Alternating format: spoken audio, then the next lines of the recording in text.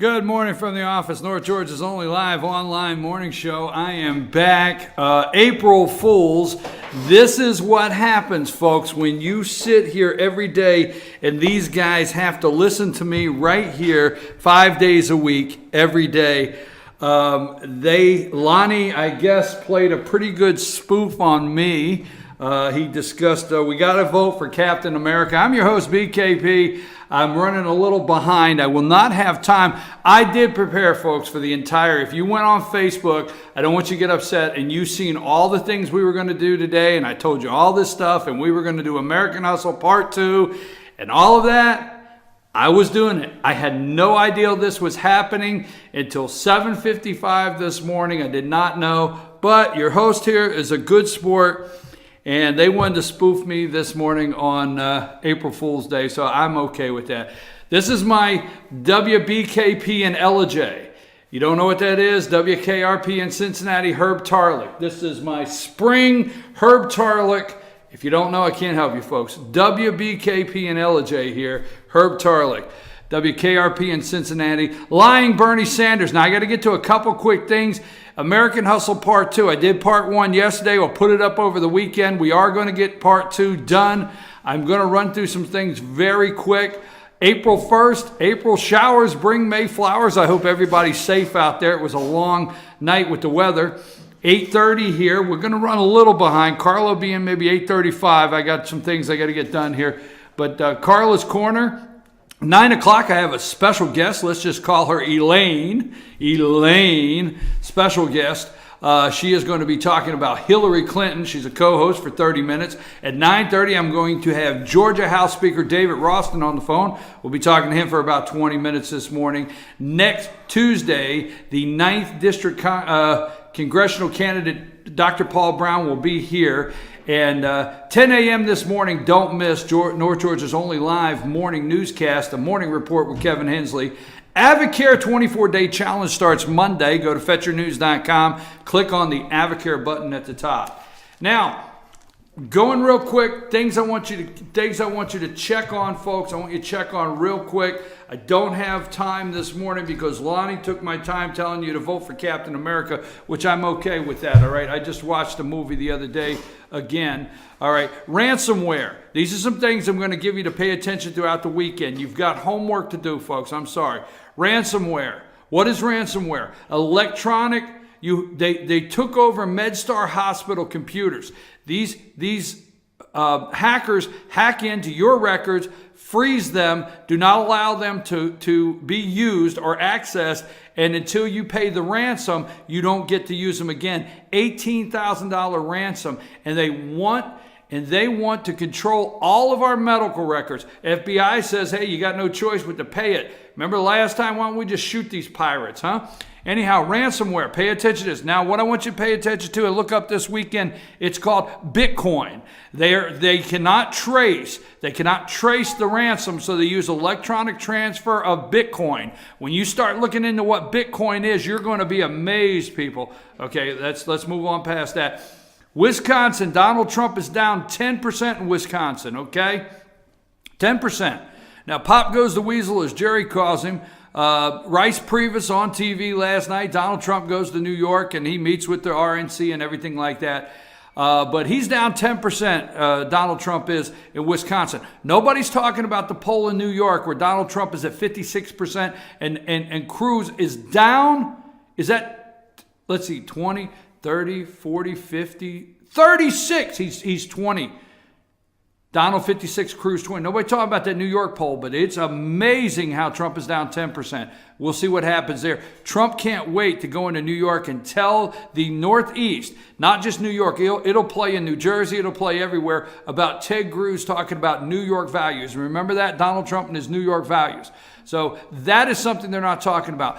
Every once in a while, folks, Newt Gingrich every once in a while does something, okay? Every once in a while, Newt Gingrich does something that I really like. I agree with Newt about 85% of the time. 85%, 15% is left open. And the point being here is I'm passing by the TV channels. And yesterday I figured out what Trump needs to do. I really think I know what he needs to do, okay, to get back on track. And I'm clicking through the TV, and Newt says it, and I said, wow, if Newt says it and I'm saying it, it's got to be working. Newt did it a little different.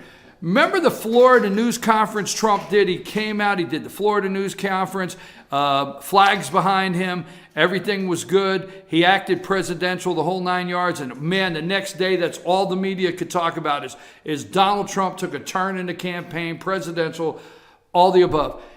Listen, the media, let me give you an example of who the media is. They played when they were kids, what hand's in it? What hand is it in? You remember when your grandfather used to say, what hand is it in? All right. And you're like, oh, this one. No, sorry, this one, no. And it took them forever to figure out that grandpa didn't have anything in his hand.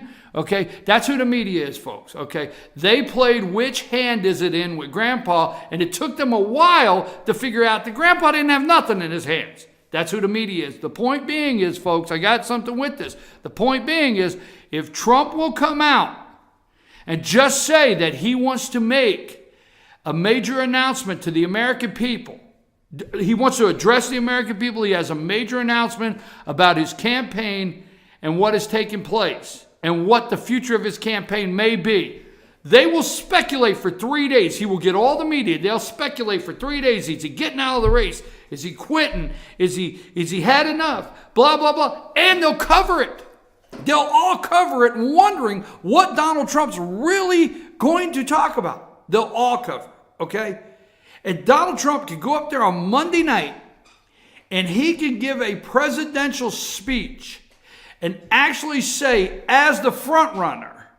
Now, this is what Donald Trump needs to do. Donald Trump, I enjoy it, but fun and games sometimes is not all what it's all about. Donald Trump needs to say, as the Republican front runner, okay? And then he doesn't need to add that little extra comma in there. But, I'm leading by a lot. Doesn't need to add that comma. Just go up there, do a presidential type speech as the front runner. A presidential type speech as unifying. Don't go on and on how you like everybody and everybody likes you. Unifying. A presidential type speech on how when you go into the convention, you want your delegates to be professional. You want them to handle themselves with all the respect that the media, let the media see how Trump delegates are blah, blah. A presidential type speech is what he needs to do. But first he needs to send it out to the media, letting the media guess what hand it's in. Because they'll do it for 3 days. They'll have round tables. They will set up cameras. He will get a free speech addressed to the nation and do it as a presidential. The flag drop, backdrop, everything, and he will just blow them away, okay? He had a meeting with the RNC. The RNC has launched a website that will give you a guided pathway on what a contested convention will look like. They are doing that just days before Wisconsin. They're trying to lay the seed. It could be a contested convention, although Pop Goes the Weasel Rice Priebus is on TV every day saying it's not, okay? He's trying to do that, okay? Period. Now, if I'm wrong in this next segment, I want to do this real quick. This is part of the American Hustle Part 2. Senators for president. Now, if I'm wrong, you tell me. But you have Barack Hussein Obama. Listen to this close, folks. This is some homework for you this weekend. You have Barack Hussein Obama. Now, pay attention. Just saying. This is a just saying. Want you to go home and look at this. Nixon was a senator. But Nixon was governor of California. There's a little difference. Nixon was governor of California. Nixon was a representative from California, and he was a senator. But from Obama, the last senator that actually held the Oval Office is Richard Nixon. Now, after Nixon, we got Gerald Ford. Gerald Ford came from the House of Representatives of Michigan in District 5. That's a little different. Now, when you're in the House of Representatives, you're a little more connected to your constituents, okay? So he came from the House of Representatives, Gerald Ford. Jimmy Carter was a governor. Ronald Reagan was a governor. George H. Bush, you need to go look up George H. Bush. This is why a vice presidential pick is very important. He's a globalist. He was a globalist. He got us moving moving the right way that the people want it.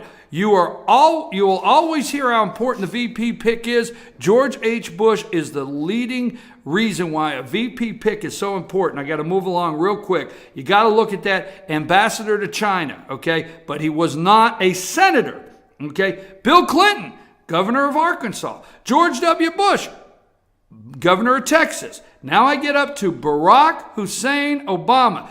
Senators can be controlled much easier, and they can be created. Oh, folks, I'm just telling you, you got to do your homework. Senators can be created much easier than anything and controlled. Now, I want to just lay this out for you. You go home this weekend, you think about it, you ponder it, okay? Barack Hussein Obama, Harvard graduate, right? Junior senator, so far to the left you can't get any further. Pay attention. Now, Ted Cruz, Harvard graduate, junior senator, so far to the right, you can't get him any further. To the left, to the right, junior senators, Harvard. Just saying, folks, senators are easier to control. I'll talk about that.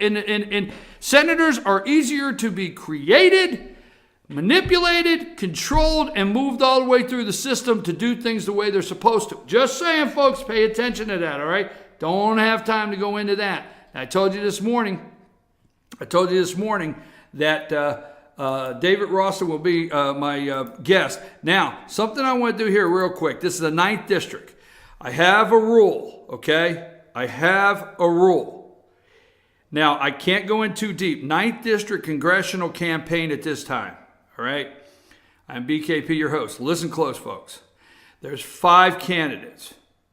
I'm probably the only one in North Georgia that I know of that is recognizing all 5 candidates. There's the Congressman Doug Collins. There's the former Congressman Dr. Paul Brown. There is Roger Fitzpatrick.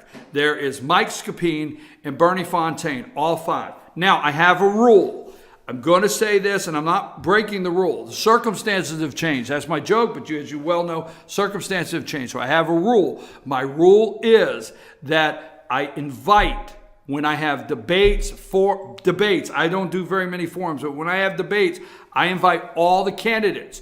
Or that's my rule. All candidates that have qualified get to be on the stage or whatever. But I'm not breaking the rule. Here's what I want to do. There has been a lot of back and forth from the Collins campaign and the Brown campaign. The Collins campaign attacked the Brown campaign. The Brown campaign came back with their own attack with a response. The Collins campaign has released the forums that they will attend. There's several that they won't. When they release the forums that they will attend, they made an accusation. You can read it yourself on their Facebook page, Doug Collins Facebook. They made an accusation that they hoped Dr. Paul Brown would travel the distance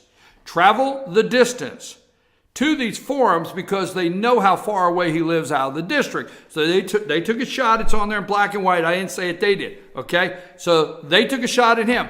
Dr. Paul Brown came back and he put his list out, and it's, I'm going to say double, maybe triple, but it's double of what Doug Collins is going to do in forums of where he's going to be. And he said, I hope Doug Collins will meet me at these forums. So the die has been cast. Is that what they say, Lonnie? All right, the challenge is out there, so I'm going to put it out to you. Look at me in the camera. Now, I don't know, somebody might not want to sit on the left or right, but here's the point. Now Dr. Paul Brown's going to come in next week. Representative Doug Collins, he can come at his own time.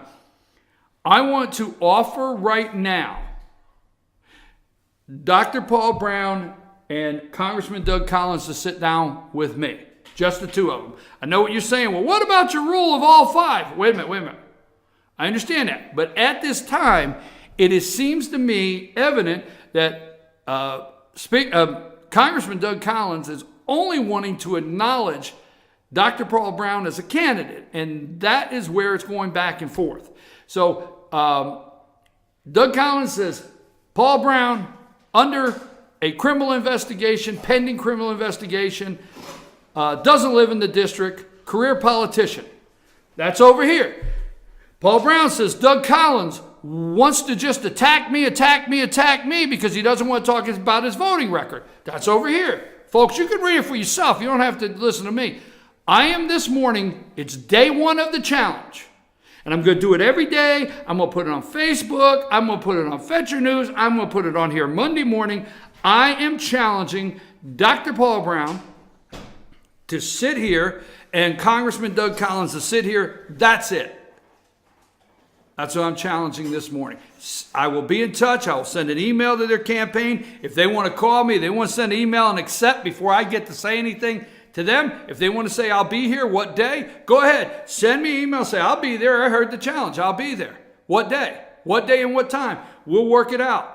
So I'll send the emails to both campaigns today. I promise. And you're hearing this forum over here, this forum over here, and this forum. I'm talking right here on this camera live for everybody in the 9th District to see once and for all, here and here. I understand you're saying, well, you're breaking, no, but no, I'm not. Now, I can't stay on that. I'm your host, BKP. Good morning from the office, North Georgia's only live online morning show. I am going to have Carla in here. We're going to do Carla's Corner. Then at 9 o'clock, folks, we're going to talk about our favorite subject, Hillary Clinton. Let's just call her Elaine. Elaine will be in here at 9 o'clock, and she's going to be talking about Hillary Clinton for about 30 minutes. And then we're going to have Georgia House Speaker David Ralston find out what he thinks about the recent veto from the governor on the which is the Free Exercise Protection Act, Religious Liberty Bill. Find out about that, campus carry, and how the end of the session went. He feels it went with the Speaker of the House, David Ralston. I'm your host, BKP. Good morning from the office. North Georgia's only live online morning show. As Lonnie would say, vote for Captain America. Kevin, take us to break.